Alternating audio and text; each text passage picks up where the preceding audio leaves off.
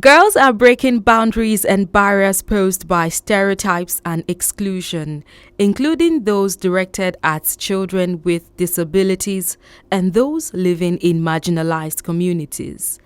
The International Day of the Girl Child focuses attention on the need to address the challenges girls face and to promote girls' empowerment and the fulfillment of their human rights. This is our 6th year celebrating the International Day of the Girl Child, and it's a day we want the girl child to know that they are equal, because one of the things we are dealing with that we face in the society is inequality, and then we're trying to erase the girl bride, but the girl child, the girl leader in tech, the girl leader in politics, the girl leader in career.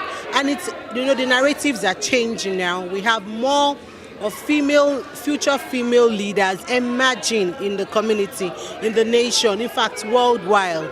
And then it's for them to also know that they are able to be who they want to be. Their dreams are valid. For me, it's a personal thing, because growing up, the environment was not favorable for me and I didn't have access to a lot of things. And I put myself in this girl's shoes. Like, if somebody is not doing it, we should do it. And that's why we have focused. Mainly, we focus on children with disabilities and the girl child. So we go around schools to give them talks on menstrual hygiene. We give them sanitary pads. We have our school menstrual aid boxes for different schools. So it's always been about girls for us. Because, like I said, the environment is not favorable for the girl child. And if they don't know it, they will do otherwise. So we have chosen to make life more favorable for them by doing our little bits of whatever we can do. In Lagos, Nigeria, the International Day is recognized with guest speakers educating over 500 secondary school students. The girls share their experience. I've learned a lot concerning the International Girl Day, and I really appreciate the fact that girls' child is being celebrated. I've actually learned that girls have been given the opportunity to explore, to say their mindsets, their ideas. That yes, the male may dominate the world, but females should actually encourage themselves, because there are actually a lot of opportunities out there for us. Yeah, I actually love what one of them said, though I don't know her name, and she was like that failure is not bad. The only thing that is bad about failure is when you accept it. So as a girl child today, I'm taking home that, okay, wherever point I fail in, I should not take it as the end. I should pick up the broken pieces, merge them together, and make a better one. I've learned that I should always grab any opportunity that comes my way, and I'll never forget that at all. And what they are trying to say throughout what they've said now, throughout what they told us today, was that we should know how to show that we are a girl child, that we should show the importance of a girl child in a society. We should show them that a girl child is not as weak as they think us to be. That they just think that we belong to the kitchen or whatsoever. We should show them that yes, we are more powerful than what they think so. To be determined, to go for what I want, and not to understand I should set my goals and I should go for it. And I am really honored to be here today, and I've learned a lot that not only male people can lead, that can be leaders, that females also can be leaders, and that we have aspirations and we have dreams that we all can fulfill together as one. And I hope that all of you too have learned a lot. I will never forget that I have dreams, that I have aspiration, that I can be something better in life, I can be something good more than people want. I learned how to be a better person, because coming here I didn't really I was looking forward to what the people here will have to say, and I think I'm leaving here more inspired than I came in. One thing I'll change, I think, is my perspective of life, how I see life, more arranging the arrangement of my goals in order of priority and what I really want, putting myself first. And yes, I learned to set my goals, change the kind of people I move with, and to time myself on how to develop and discover what I want to do. I learned that if you have many opportunities that you want to go for, you have to go for it. And don't keep your talent. Share your talent.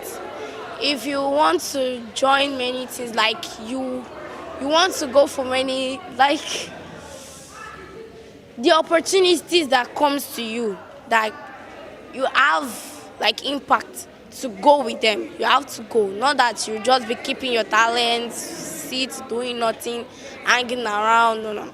What I've changed in my mind is that I keep my talents a lot.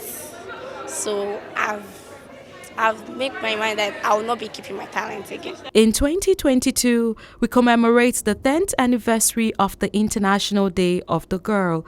In these 10 years, there has been increased attention on issues that matter to girls amongst governments, policymakers, and the general public, and more opportunities for girls to have their voices heard on the global stage.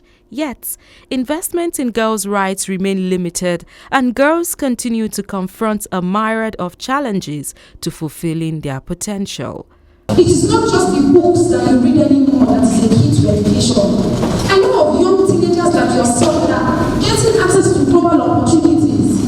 They go and volunteer with an NGO, and tomorrow an international opportunity will come. And they will find them out of the country, they will go for the opportunity and they will come back. They are still teenagers in their family house. Fully funded opportunities. Their mother and father did not bring $1. You have to keep learning.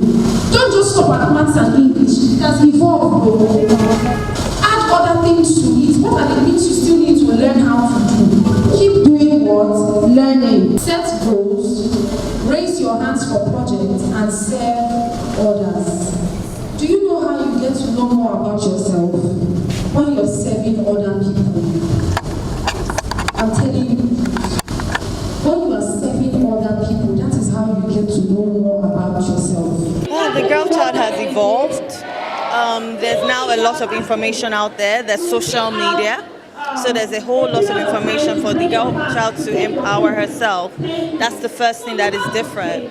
The second thing that is different is technology. Technology is huge now, and so there are things that the girl child can get involved in that she could not get involved in 5 years ago.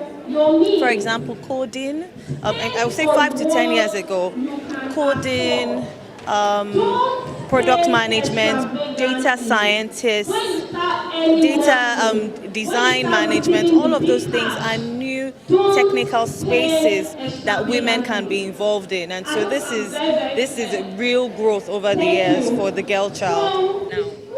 I'd say first is awareness. We're being woke. There is a consciousness now. Being a girl is not a barrier. And, even being a girl, providing more opportunities also. So over time, since I was much younger until now, I'd say that the opportunity brought about a lot more opportunity for awareness and what is possible, what is attainable. Nothing is stopping you from doing what you want to do. Yeah, we have a patriarchic system in a lot of places in Nigeria, and I think we are becoming, accepting a girl child in certain places and making available certain provisions for them. We are not yet there, but we're on the road to it.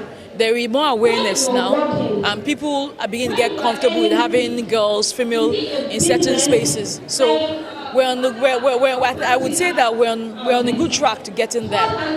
All right. Although I think more, so there has to be policies and also provision. I'll tell you, for example, we're talking about inclusiveness in my own area in technical and vocational education. Yet you have very few TVET teachers. Especially because they say it's a male-dominated environment.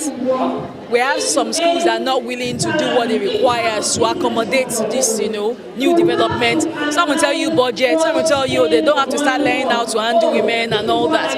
So I think if we're really talking about being inclusive and encouraging girl child, it's not something you stumble on. It's something that has to be like part of the plan from ground up.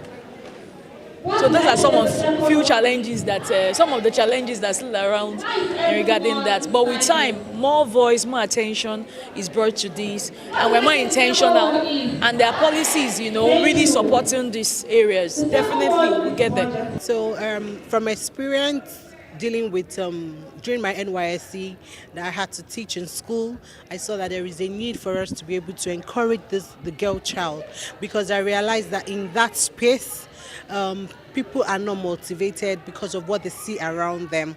So this has been a dream for me, to be able to give back and build them from school and let them realize that they can do more, they can achieve more, regardless of what is happening around their environment. So that's been the drive making us to do this over time. We've been able to empower and train, so we use our recycling initiative as a tool to also empower these girls, and we've trained over 2,000 girls in the last 6 years using the recycling and also other skill acquisition, and we've seen them become leaders. We've seen some of them start up this recycling as a business. I started this journey in 2015, and it started from my company. I used to be an event planner, active event planner, but so it started like planning an event for children living with disabilities. And after the first episode, I knew this is what I really want to do. I want to take it up. I want to take it to the next level. And starting, we had access to funds. And after we did that till 2018, before I registered it as an NGO, and we chose You Matter to Us Foundation, because back then we tagged our program You Matter to Lagos. So just You Matter to Us Foundation. So it's been since 2015 till date, and officially 2019 till date. Child labor, number one. Domestic violence, gender-based violence, and period poverty. A lot of people overlook period poverty, and they don't even know the damage it's doing to the girl child. They just take it as, what is it? But it's doing a lot of damage, not only in Nigeria, but all over the world. It's the same. I heard a story that in a certain part of Nigeria, once they're on their period, they dig a hole, and the girl or the woman or whoever it is, it's on that hole for as long as the period lasts. And it's been like that. So these are the things that is affecting the girl child, and what can we do? We can only do a little bit. And we cannot say government should do everything, because government cannot do anything. And that's why we have grassroots organizations to assist the government. Government cannot be everywhere. But we do our own little bits. Bukola contributes her own little bit. Another person contributes. One girl, 10 girls at a child at a time, you can reach so much more. Instead of waiting for 1,000 girls, 10,000 girls. If I pick a girl, that this girl, I want to be in charge of this girl till she gets to a certain stage of her life, we'll go round and we'll go far. Girls are ready for a decade of acceleration forward. It is time for us all to stand accountable with and for girls, and to invest in a future that believes in their agency, leadership, and potential. Reporting for High Impact TV, I am Esther Kalu.